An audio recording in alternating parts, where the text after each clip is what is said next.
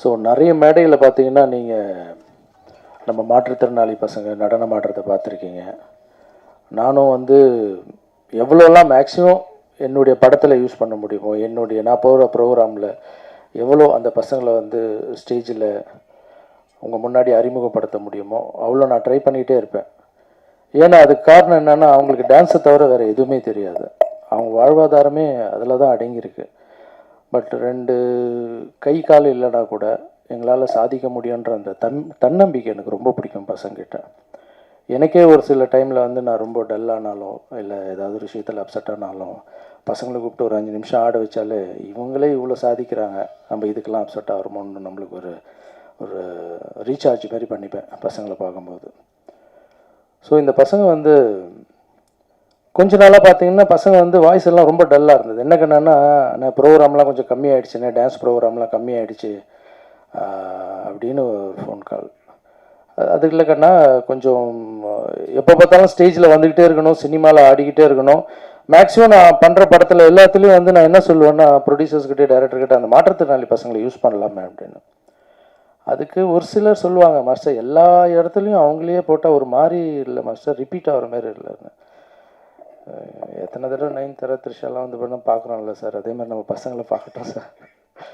So இவங்கள பார்த்தா வாழ்வாதாரம் வந்து, ஸோ எத்தனையோ லாரன்ஸ் படம், எத்தனையோ பெரிய பெரிய ஹீரோக்கள் படம் ரிப்பீட் பண்ணி பார்க்குறாங்களே சார், ஒரு வாழ்வாதாரத்துக்காக சார்னு சொல்லும்போது ஒரு சிலர் ஒத்துப்பாங்க, ஒரு சிலர் வந்து ரிப்பீட்டு வேணான்னு சொல்லிவிடுவாங்க.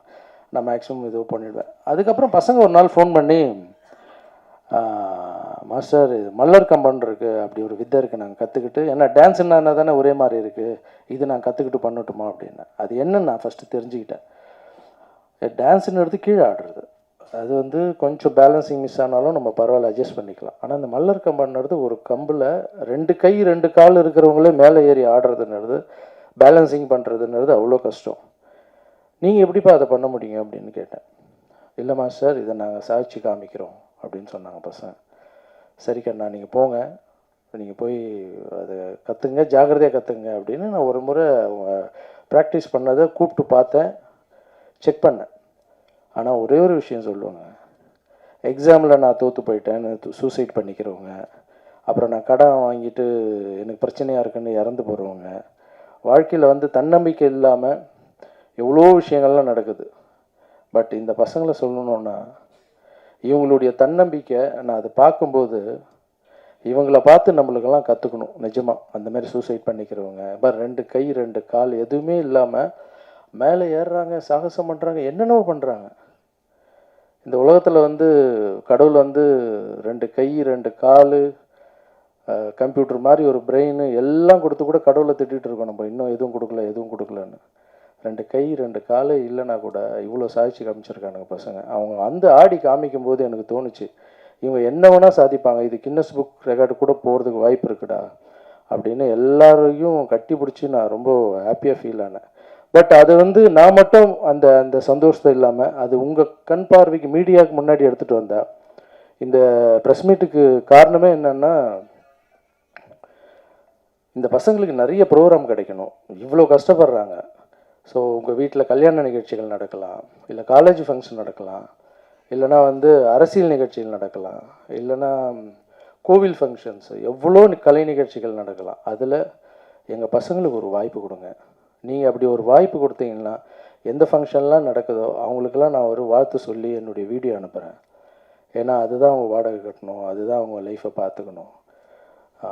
இது மட்டும் இல்லாமல் தமிழ்நாடு ஃபுல்லாக நான் எப்போல்லாம் ஃப்ரீயாக இருக்கணும், ஒரு மேடை ஒன்று ரெடி பண்ணி எங்கெல்லாம் வந்து இந்த கலையை எடுத்துகிட்டு போய், ஏன்னா இது வந்து இது பாரம்பரிய கலை, இது வந்து அழிஞ்சிடக்கூடாது. அதுவும் இந்த பசங்க பண்ணுறதுன்றது ரொம்ப பெரிய விஷயம். நான் எப்போல்லாம் ஃப்ரீயாக இருக்கணும் பசங்களை கூப்பிட்டு தமிழ்நாடு ஃபுல்லாக ஒரு ஷோ பண்ணலான்னு பிளான் பண்ணியிருக்கேன். ஸோ இது மட்டும் பத்தாது, இந்த நிகழ்ச்சியை வந்து நீங்கள் மீடியா ஆட்கள் எடுத்துகிட்டு போய் எவ்வளோ சேர்க்குறீங்களோ அவங்களுக்கு ப்ரோக்ராம் கிடைக்கும். ஒரு பையனுக்கு வந்து நீங்கள் நம்ப மாட்டீங்க கண்ணா, நீங்கள் பார்க்கணும்,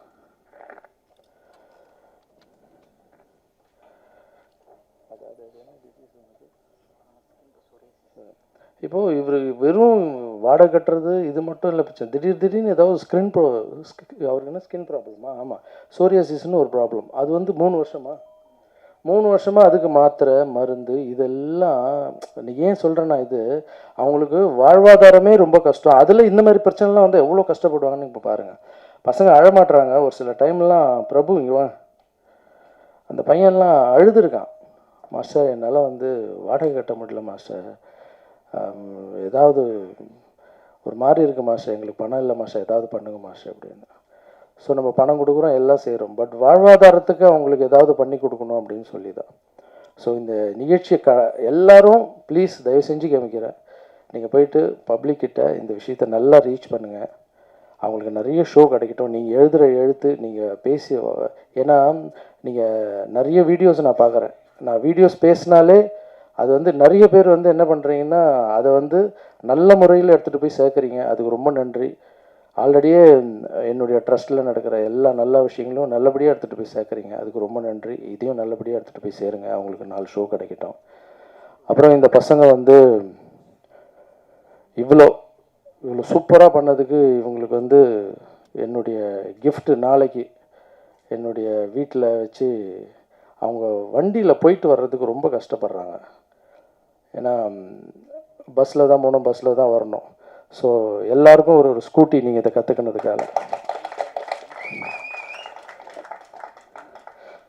நாளைக்கு வீட்டாண்ட எல்லாருக்கும் ஸ்கூட்டி, சந்தோஷமாக பைக்கில் போவாங்க. ஓகே, இது மட்டும் இல்லை,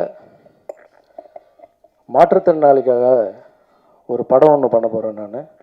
அந்த படத்தில் அவங்களும் நடிக்க போகிறாங்க, நானும் மாற்றுத்திறனாளியாக ஒரு படம் நடிக்கிறேன். அந்த படத்தில் வர பணத்தை எங்கள் எல்லா பசங்களுக்கும் எல்லாருக்கும் வீடு கட்டி கொடுக்கப்படும். இனிமேல் நீங்கள் வீடு கட்டலை, இது எனக்கு வீடு இல்லை, வாடகை கேட்குறாங்க, இந்த பிரச்சனை அந்த பிரச்சனைலாம் தேவையில்லை. என்னுடைய சம்பளத்துலேருந்து உங்களுக்கு எல்லாருக்கும் வீடு. இங்கே நம்ம இடம் ஒன்று இருக்குது, அந்த இடத்துல ஃப்ளாட் கட்டிட்டு எல்லாருக்கும் டபுள் பெட்ரூம் ஃப்ளாட்.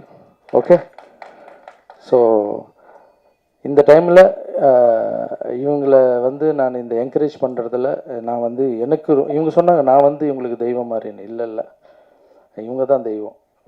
நான் எப்பவும் சொல்லுவேன், யாரெல்லாம் கடவுள் வந்து கஷ்டத்தை கொடுத்துருக்காங்களோ அவங்களாம் தெய்வம் மாதிரி. அவங்க நம்ம காலில் விழக்கூடாது, நம்ம தான் அவங்க காலில் விழணும்னு சொல்லுவேன். ஸோ என்னால் முடிஞ்ச ஒரு முயற்சி. ஸோ நாளைக்கு வந்து ஸ்கூட்டி, இன்னும் இந்த படம் முடித்த உடனே நம்ம ஃப்ளாட்ஸ் கட்டிடலாம். ஸோ உங்கள் கஷ்டங்கள் பாதி தீரும். பட் அவங்களுக்கு என்ன தான் ஃப்ளாட்டு கொடுத்து என்ன தான் வண்டி கொடுத்தாலும் அந்த கைத்தட்டல் எல்லா ஊர்லேயுமே அவங்க உழைக்கும் போது இருக்கிற சந்தோஷம் வேறு. ஸோ இதை பார்த்துட்ருக்க எல்லோரும் மக்கள்கிட்ட எடுத்துகிட்டு போய் நல்லபடியாக சேருங்க. தேங்க்யூ ஸோ மச் இங்கே வந்தது.